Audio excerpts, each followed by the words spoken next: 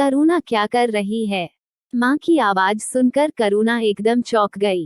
करुणा जल्दी से घर के अंदर आई और बोली, माँ कुछ नहीं, बस खेल रही थी। क्या हुआ?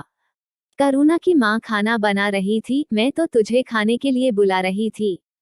करुणा खाना खाकर अपनी माँ से बोली, माँ मैं शोभा के घर खेलने जा रही हूँ। रामवती, अरे रुक क्यों जाती है, उनके घर वे बड़े लोग हैं, कहीं बुरा ना मान जाएं।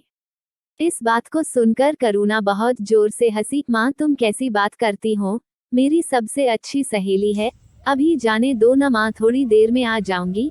यह सुनकर रामवती का मन पिघल गया। जा चली जा, लेकिन अपने बापू के आने से पहले आ जाना। रिश्तों की डोर। करुणा और शोभा दोनों पक्की सहेली थीं, लेकिन दोनों की किस्मत अलग अलग थी। एक तरफ करुणा बहुत गरीब घर से थी, तो शोभा गांव के जमींदार की बेटी थी, जिसके घर में पैसों की कोई कमी नहीं थी। दोनों सहेली एक ही स्कूल में पढ़ती थीं। एक दिन शोभा स्कूल आई और करुणा से बोली, करुणा मेरे माता पिता मुझे शहर भेज रहे हैं पढ़ने के लिए, तू मुझे भूल तो नहीं जाएगी? यह सुनकर करुणा बहुत उदास होने लगी। शोभा मत जाना, कोई बहाना बना दे। शोभा की आंखों से आंसू छलक रहे थे। काश ये मेरे वश में होता, लेकिन वादा कर तू मुझे भूलेगी नहीं, और जब भी मैं छुट्टियों में गांव आऊंगी तो मुझसे मिलने जरूर आएगी। शोभा को उसके माता पिता शहर पढ़ने के लिए भेज देते हैं। करुणा वहीं गांव के स्कूल में पढ़ती रहती है। धीरे धीरे दोनों बड़ी होने लगती हैं। करुणा की पढ़ाई गांव से होने के कारण ज्यादा नहीं पढ़ पाती, इधर शोभा डॉक्टर बन जाती है। एक दिन शोभा अपनी माँ से मिलने गांव आती है। माँ से मिलकर वह जब जाने लगती है, शोभा शहर से अपनी सहेली के लिए बहुत से उपहार लाई थी। वह भागती हुई जाने लगती है, तभी उसकी माँ टोकती है, बेटा वो लोग बहुत बुरे हालात में हैं, उसके पिता का स्वर्गवास हो चुका है, माँ भी बहुत बीमार रहती है, मुझे लगता है उसका रिश्ता पक्का हो गया है। शोभा करुणा से मिलने पहुँच जाती है। दरवाजा खटखटाने पर करुणा दरवाजा खोलती है। शोभा उसे देखकर गहरी सोच में पड़ जाती है। एक बार तो उसे ऐसा लगता है कि यह कोई और है, लेकिन जब ध्यान से देखती है तो करुणा ही थी। गालों में गहरे गड्ढे पड़ गए थे, रंग भी सांवला सा हो गया था। इधर करुणा भी एक बार शोभा को देखकर हैरान रह गई। शहर जाकर उसके तो रंग ढंग बदल गए, एकदम अप्सरा सी लग रही थी। करुणा एकटक उसे देखे जा रही थी। उसे देखकर शोभा ने कहा, अंदर आने के लिए कहेगी या यहीं खड़ा रखेगी? करुणा जैसे नींद से जागी, हाँ हाँ अंदर आना, तुझे देखा तो अपनी सुध बुध भूल गई, कैसी है तू? एक साथ सवालों की बौछार सी कर दी करुणा ने। शोभा ने अंदर आकर देखा, एक टूटी सी खाट पर उसकी माँ पड़ी थी, पास ही कुछ दवाइयाँ रखी थीं।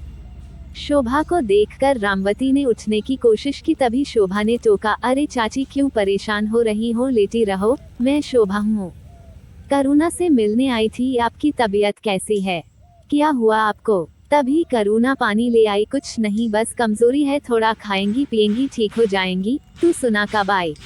शोभा बोली, आज ही आई हूँ और कल ही वापस जाना है, थोड़ा सा टाइम था, सोचा तुझसे मिलाऊं। मैंने सुना है तेरा रिश्ता पक्का हो गया है। यह सुनकर करुणा थोड़ा उदास हो गई। तभी रामवती ने बताया, बेटी पासी के गांव में एक लड़का है, घर में उसकी माँ और छोटा भाई है। शरीफ लड़का है, शहर में नौकरी करता है, रोज बाइक से शहर जाता है, शाम तक लौट आता है, उम्र थोड़ी ज्यादा है।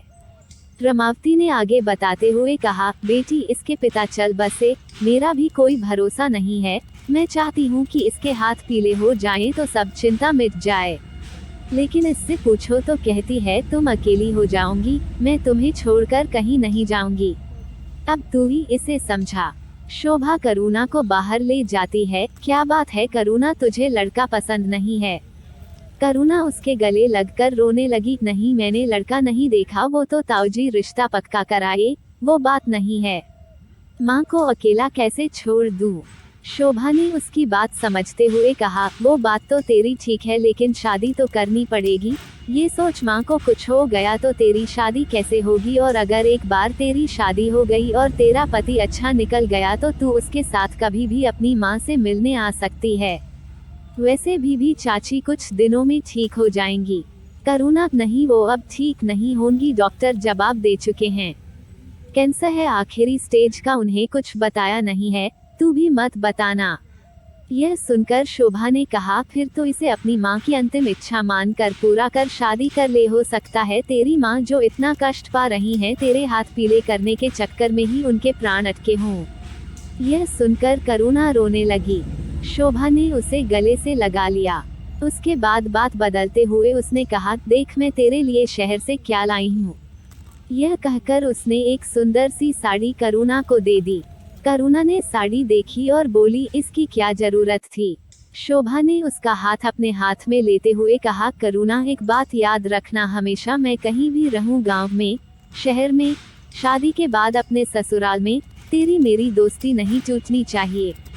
जरा सी भी परेशानी मत उठाना, जीवन के किसी भी मोड़ पर खुद को अकेला पाए तो सीधी मेरे पास चली आना, तेरी ये सहेली हमेशा तेरे साथ खड़ी है। करुणा कुछ बोल न सकी, उसकी आंखों से टप टप आंसू बह रहे थे। माहौल को हल्का करने के लिए शोभा ने कहा, अब चाय भी पिलाएगी या यूं ही टरका देगी। चाय पिला दे भई, अगली बार आई तो पता लगा मेरी सहेली अपनी ससुराल पहुंच गई। वैसे हम भी कुछ कम नहीं है, वहीं जाकर तुझे पकड़ लेंगे। करुणा हंसते हुए चाय बनाने चल दी।